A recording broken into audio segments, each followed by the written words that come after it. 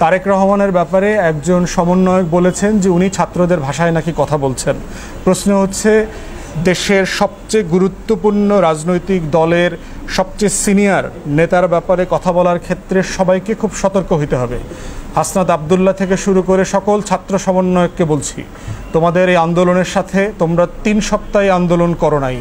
এই আন্দোলন বাংলাদেশের গণতন্ত্রকামী মানুষ গত 17 বছর থেকে করেছে। মেসি হঠাৎ করে গোল দিলে গোল হয় না, 11 জন খেলে মেসি বানাইতে হয়। অতএব তোমরা যদি মনে করে থাকো তোমরা 3 সপ্তাহে মেসি হইছো, তোমরা 3 সপ্তাহে রোনাল্ডো হয়ে গেছো, তোমরা বোকার স্বর্গে বাস করছো। তাই সিনিয়র পলিটিশিয়ান এবং পলিটিক্যাল পার্টি নিয়ে কথা বলার ক্ষেত্রে সকল ছাত্রনেতাকে অত্যন্ত সতর্ক হতে হবে। কোনো ফাইজলামি করবার সুযোগ কিন্তু নাই। কারণ তোমরা কে কয়জন মারামারি করছো, কোন তারিখ থেকে কোন তারিখ মারামারি করছো, তোমরা কয়জন আহত হইছো আর কয়জন নিহত হইছো, সব কিছুর গল্প আমরা জানি। তাই তারেক রহমান সম্পর্কে অবশ্যই সমালোচনা করবার অধিকার আছে সবার রাজনীতি হিসাবে, কিন্তু তারেক রহমানকে অথবা কোনো রাজনৈতিক দলের নেতাকর্মীকে হেয় করে কথা বলার কোনো রাইট নাই। কিন্তু এর মানে এটা না যে কোনো রাজনৈতিক নেতাকর্মীর সমালোচনা করা যাবে না।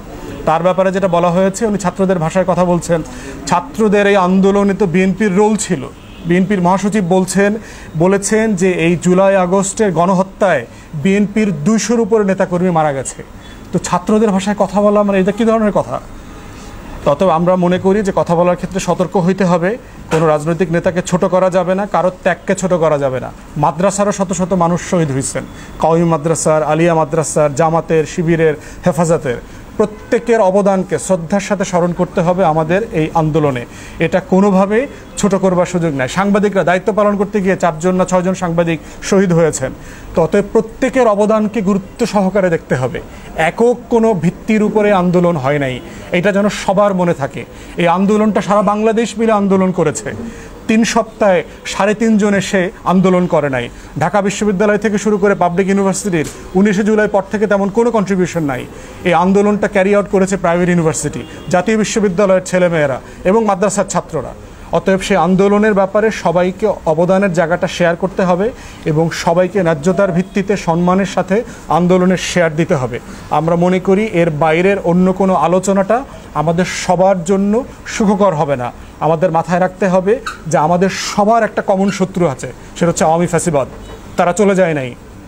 হাসিনার একটা রিসেন্ট ভিডিও আসছে, গতকালকে সম্ভবত আপনারা দেখেছেন, যে হাসিনা এখনও কিভাবে প্রশাসনে তার যত অনুগত লোক আছে এবং তার রাজনৈতিক নেতাকর্মী আছে তাদেরকে সে ইনস্টিগেট করছে, তাদেরকে সে খেপিয়ে তোলার চেষ্টা করছে, কিভাবে অর্গানাইজ করা যায়, এই সরকারকে ব্যর্থ করা যায় সেটার জন্য চেষ্টা করছে। গত 1 মাস হয়ে গেছে, 8ই অগাস্টে অন্তর্বর্তীকালীন সরকার দায়িত্ব নিয়েছে। 16 বছরের যে ময়লা আবর্জনা এই বেগম লক্ষণ সেনের আমলে জমা হয়েছে, যিনি এখন ভারতে পলাতক জীবনযাপন করছেন, এই আবর্জনা পরিষ্কার করবার যে একটা প্রত্যাশা জাতির মধ্যে তৈরি হয়েছে, এই প্রত্যাশা পূরণের ক্ষেত্রে কিন্তু আমাদেরকে যৌক্তিক হতে হবে।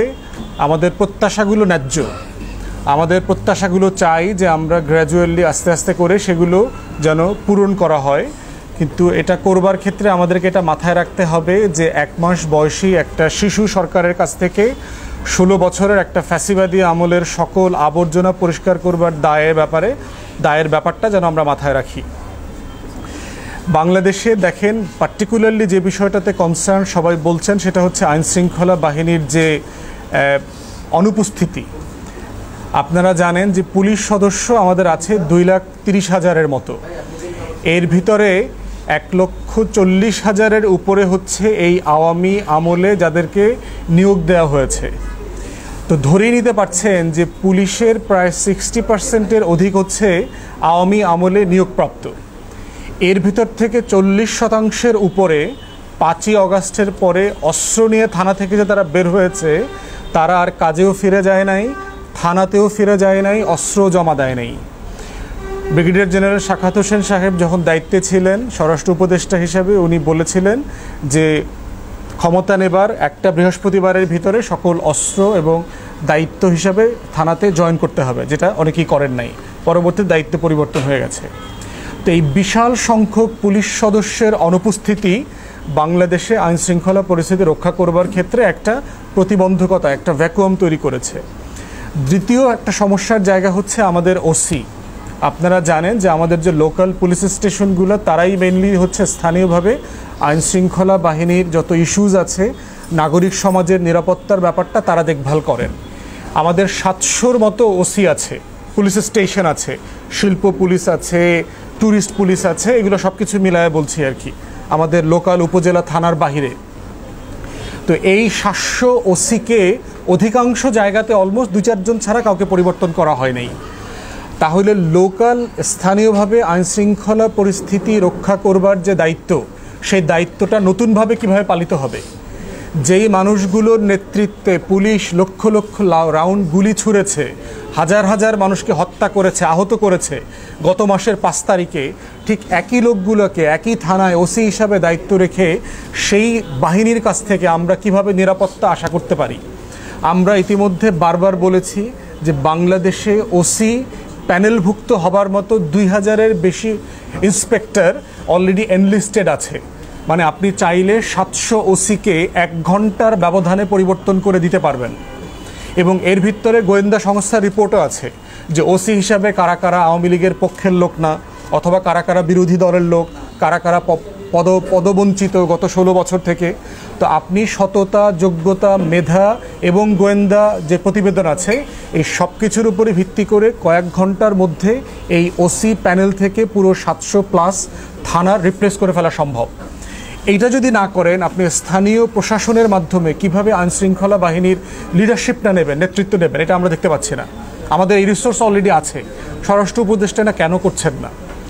তৃতীয় যেটা আইনশৃঙ্খলা বাহিনীর ব্যাপারে কথা, সেটা হচ্ছে আওয়ামী আমলে যারা গুরুত্বপূর্ণ কমান্ডিং অফিসার ছিলেন, বিভিন্ন জায়গাতে ডিসি, এসপি, কমিশনার, উপকমিশনার, যাদের নেতৃত্বে লক্ষ লক্ষ রাউন্ড বুলেট ছোড়া হয়েছে, মানুষ হত্যা করা হয়েছে, এদের অধিকাংশকেই আপনার চাকরিতে বহাল রাখা হয়েছে। কাউকে কাউকে ওএসডি করা হয়েছে, কেউ কেউ আছে, এবং অধিকাংশ পুলিশ কর্মকর্তাকে বিভিন্ন জায়গাতে পোস্টিং দেওয়া হচ্ছে, যাদেরকে এসপি করা হচ্ছে, ডিসি করা হচ্ছে, পুলিশের ডিসি, এবং বিভিন্ন রেঞ্জের, মেট্রোপলিটন পুলিশ কমিশন থেকে শুরু করে বিভিন্ন বিভাগীয় রেঞ্জের দায়িত্ব দেওয়া হচ্ছে। তারা অধিকাংশ গত আমলের। তো কিভাবে হচ্ছে? পুলিশের একটা সিন্ডিকেট আছে এবং এর সাথে কয়েকজন রাজনৈতিক দলের নেতা জড়িত আছেন।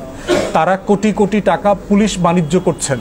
পুলিশের ওসি হইলে 30 লাখ, 50 লাখ, যদি এসপি বানায় অথবা আরও বড় কোনো পোস্টে দেয়, তাদের কাছ থেকে কোটি কোটি টাকা লেনদেন করছে। এবং সেটা করছে কারা? যারা ফ্যাসিবাদ বিরোধী আন্দোলন করেছেন বলে দাবি করেন। এমন মানুষগুলো কিছু ওএসডি পুলিশ কর্মকর্তা এবং বর্তমানে রিটায়ার্ড পুলিশ কর্মকর্তা, তারা মিলে একটা সিন্ডিকেট ডেভেলপ করেছেন। এই সিন্ডিকেটের মাধ্যমে টাকার লেনদেন হয়ে আওয়ামী আমলের গণহত্যা এবং মানবতা বিরোধী অপরাধের সাথে জড়িত এমন পুলিশ কর্মকর্তারা বিভিন্ন জায়গাতে ট্রান্সফার, প্রমোশন পাচ্ছেন। পার্টিকুলারলি আপনাদেরকে এক্সাম্পল দেই, সাম্বডি রেজা নামে এক পুলিশের এসপি ছিলেন ফেনীতে। সে এখন খুলনা রেঞ্জের ডিআইজি হয়ে ওখানে গেছেন। রেঞ্জ বলতে বিভাগের দায়িত্বে, পুলিশের খুলনা বিভাগের দায়িত্বে। সে বিরোধী দলের নেতাকর্মীদেরকে ন্যূনতম 11 থেকে 15 জনকে হত্যা করেছেন যখন সে ফেনীর এসপি ছিলেন। এই আন্দোলনে সে প্রচণ্ড নেতিবাচক ভূমিকা পালন করেছেন। তো এই মানুষটা গত সপ্তাহে কিভাবে খুলনা রেঞ্জের দায়িত্ব পায়, এবং আমরা জানি তার বন্ধুবান্ধব আছে বিভিন্ন রাজনৈতিক দলে, বিভিন্ন আইন প্রশাসনের ভিতরে তার গুরুত্বপূর্ণ বন্ধুবান্ধব আছে যারা ঢাকা বিশ্ববিদ্যালয়ে একসাথে রাজনীতি করেছেন, প্রচুর টাকার লেনদেন হয়েছে। এই সব কিছু মিলায়ে তিনি এই পদ পেয়েছেন। এখন এইভাবে যদি আওয়ামী লীগকে পুনর্বাসন করা হয় টাকা পয়সার লেনদেনের মধ্য দিয়ে, সেইটা একটা নতুন রাষ্ট্র বানানোর পথে প্রচণ্ড অন্তরায় হবে। এই 3 জিনিসের সমন্বয় হচ্ছে বাংলাদেশে আইনশৃঙ্খলা বাহিনীর যে অবনতি হচ্ছে, এবং সার্ভিস নাই, সেবা নাই, থানাগুলো ফাংশন করছে না। রিপ্লেসমেন্টের জায়গায় আমরা ইতিমধ্যে পরামর্শ দিয়েছি যে 60,000-এর উপরে সেনা সদস্য, বিডিআর জওয়ান যারা এখন রিটায়ার্ড জীবনযাপন করছেন, যাদের বয়স 50-এর নিচে, তারা ফিজিক্যালি ফিট এবং তারা রাষ্ট্রের দ্বারা প্রশিক্ষিত যোদ্ধা, এবং তারা শপথবদ্ধ যে রাষ্ট্র প্রয়োজনে ডাকলে তারা যে কোনো সময় কাপড় পরে চলে আসতে বাধ্য। আপনি কেন তাদেরকে কল করছেন না? রিজার্ভ ফোর্স আপনার যেখানে রিপ্লেস করা দরকার। দ্বিতীয়ত আমরা বলেছি বিএনসিসি এবং স্কাউট ক্যাডেট আছে লক্ষ লক্ষ সারা বাংলাদেশে, ওনারা ট্রেন্ড, ওনারা সেমি মিলিটারি ট্রেন্ড আছে। বিএনসিসিকে আপনারা জানেন যে মিলিটারি অফিসাররা ট্রেন করে, স্কাউটদেরকে ট্রেন করে। এই স্কাউট এবং বিএনসিসিদেরকে আপনারা ডাকছেন না কেন? ছাত্ররা 5ই আগস্ট থেকে 12-13 আগস্ট পর্যন্ত রাস্তার ট্রাফিক তো মেনটেন করেছে, ট্রাফিক তো তার থেকে অনেক ভালো অবস্থায় ছিল, এখন ঢাকার ট্রাফিকের অবস্থা তো আরও খারাপ। এই বাস্তবতাগুলো বিবেচনা করা দরকার, যেটা আমরা দেখলাম যে আনসার বিদ্রোহের সময় সরকার কীভাবে মিজারেবলি ফেল করেছে এবং শেষ মুহূর্তে ছাত্রলীগ যুবলীগ ডাকার মতো যেটা আওয়ামী লীগ করতো তাদেরকে ফেসবুক লাইভ করে ছেলেপেলেকে ডেকে নিয়ে আসতে হয়েছে এই আনসার বিদ্রোহ দমন করবার জন্য। আমরা এটা চাই না, আমরা চাই এগুলোর ব্যাপারে রাষ্ট্র দায়িত্ব নেয় এবং ভূমিকা পালন করুক, যেটা করবার সুযোগ, অপরচুনিটি, রিসোর্স সব কিছু এই রাষ্ট্রের বর্তমানে আছে।